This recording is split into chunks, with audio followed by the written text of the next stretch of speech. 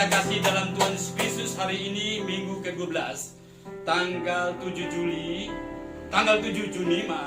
kita beribadah di rumah kita masing-masing. Hari ini saya akan berbicara tentang kabar baik yang terlupakan bagian yang kedua, saudara. Sekali lagi, kabar baik yang terlupakan bagian yang kedua.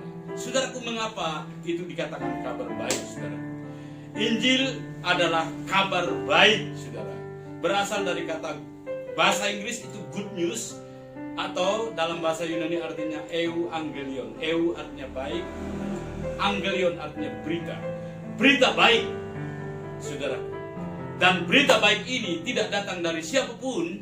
Berita baik atau kabar baik ini hanya datang dari Allah Bapa kita yang ada di sorga dan dari Tuhan kita Yesus Kristus. Itulah sebabnya saya perlu menyampaikan kepada kita sekalian bahwa kabar baik yang terlupakan bagian yang kedua, saudara. Saya akan mengulangi tentang kabar baik apakah yang saudara beritakan, saudara. Dalam Galatia pasal 1 ayat 18 dikatakan, tetapi sekalipun kami atau seorang malaikat dari surga yang memberitakan kepada kamu suatu Injil yang berbeda dengan Injil yang kami beritakan kepadamu, maka terkutuklah ia. Paulus mengatakan kalau ada orang yang memberitakan Injil, kabar baik yang berbeda dari yang Rasul Paulus berkatakan, maka terkutuklah ia. Di dalam Matius pasal 7 ayat 21 dan 22 dan 23 di situ dikatakan sangat jelas sekali bahwa, mari kita baca Matius pasal 7. Bukan setiap orang yang berseru kepadaku, Tuhan, Tuhan, akan masuk ke dalam kerajaan surga, melainkan dia yang melakukan kehendak Bapa-Ku yang di surga. Pada hari terakhir banyak orang yang akan berseru kepadaku, Tuhan, Tuhan, bukankah kami bernubuat demi namamu dan mengusir setan demi namamu dan mengadakan banyak mukjizat demi namamu juga? Pada waktu itulah aku akan berterus terang kepada mereka dan berkata, aku tidak pernah mengenal kamu, enyahlah daripadaku kamu sekalian pembuat kejahatan. Saudaraku, tadi Rasul Paulus berkata bahwa kalau ada orang yang memberitakan Injil yang berbeda dengan yang kami beritakan, sekalipun malaikat dari surga turun, maka orang yang memberitakan Injil yang berbeda dari Rasul Paulus beritakan itu adalah orang akan terkutuk. Lalu di dalam Matius pasal 7 ayat 21, 22 dan 23 itu sangat jelas sekali. Sekalipun kau bernubuat demi nama Tuhan, mengusir setan demi nama Tuhan, membuat mujizat demi nama Tuhan, maka engkau adalah pembuat kejahatan. Karena itu Bapak Ibu yang saya kasih dalam Tuhan Yesus Kristus, kabar baik apakah yang saudara beritakan? Saya ingin beritahu sekali lagi, hanya ada dua macam kabar baik, saudara. Yang pertama adalah kabar baik tentang Yesus Kristus atau kabar baik dari Yesus Kristus. Yesus Kristus anak Allah.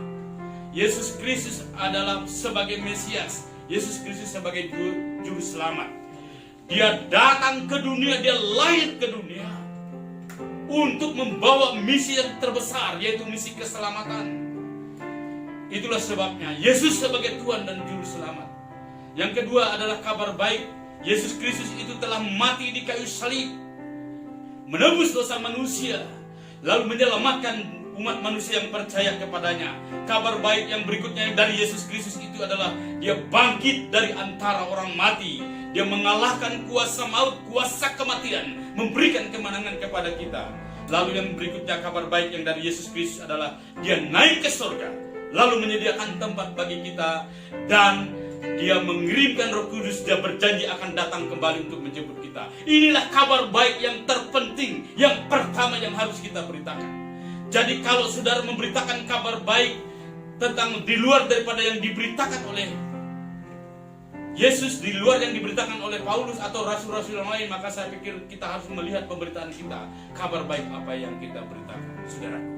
Mungkin ada orang yang memberitakan kabar baik tentang kekayaan, keberkatan, kelimpahan, kemakmuran, banyak uang, sarana dan prasarana. Dengar baik-baik, itu bukan kabar baik, saudara. Kabar baik itu adalah hanya datang dan berasal dari Yesus Kristus, yaitu tentang Yesus sebagai juru selamat dan mati di kayu salib, menebus dosa kita, naik ke surga, mengirimkan Roh Kudus dan akan datang kembali. Itu yang pertama. Yang kedua, dia memberitakan kerajaan surga, kabar baik tentang kerajaan surga. Nah, kabar baik tentang kerajaan surga inilah yang mungkin saya katakan itu adalah terlupakan oleh kita. Seringkali banyak pemberitaan kita adalah bukan soal kerajaan sorga, tetapi soal kemakmuran, soal kekayaan, soal keberuntungan, kesuksesan, soal kesembuhan dan yang lain sebagainya. Saudara, apakah gunanya engkau memiliki semua itu kalau engkau kehilangan nyawa dan kehidupanmu dan engkau tidak masuk surga?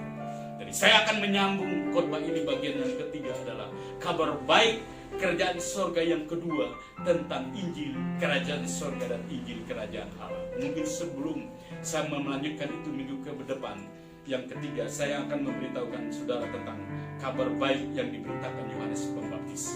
Ketika Yohanes Pembaptis selama 40 hari berdoa dan berpuasa di padang gurun, di dalam Matius pasal 3 ayat yang kedua, Yohanes Pembaptis berkata, bertobatlah sebab kerajaan surga sudah dekat. Pemuka agama, tokoh-tokoh agama saat itu disuruh datang, seluruh orang-orang suruh datang supaya berbalik kembali kepada kerajaan surga. Wahyu yang didapatkan oleh Yohanes Pembaptis ketika berdoa berpuasa selama 40 hari di padang gurun adalah wahyu tentang kerajaan surga. Itulah khotbah yang pertama kali yang dikhotbahkan oleh Yohanes Pembaptis. Lalu yang kedua, setelah itu Yesus Kristus setelah berdoa berpuasa dan menang dari pencobaan di padang gurun selama 40 hari, dia masuk dalam pemberitaan tentang kerajaan surga. Di dalam Matius pasal 4 ayat 17 dikatakan, bertobatlah sebab kerajaan surga sudah dekat. Jadi kabar baik yang kedua ini saya akan beritakan minggu depan, atau saya akan beritakan pada bagian ketiga dengan kabar baik yang terlupakan. Nah, inilah yang dilupakan banyak orang. Jarang orang yang mengkhotbahkan ini, padahal di dalam Matius pasal 13 ayat yang 19 itu, benih itu sering disebut adalah Matius pasal 13 ayat ke-19, benih yang harus kita beritakan. Benih yang jatuh di pinggir jalan, benih yang jatuh di tanah berbatu, benih yang jatuh di semak duri, benih yang jatuh di tamak subur. Di dalam ayat 19, benih itu adalah benih kerajaan surga. Silakan dibaca Matius pasal 13 ayat yang ke-19 itu.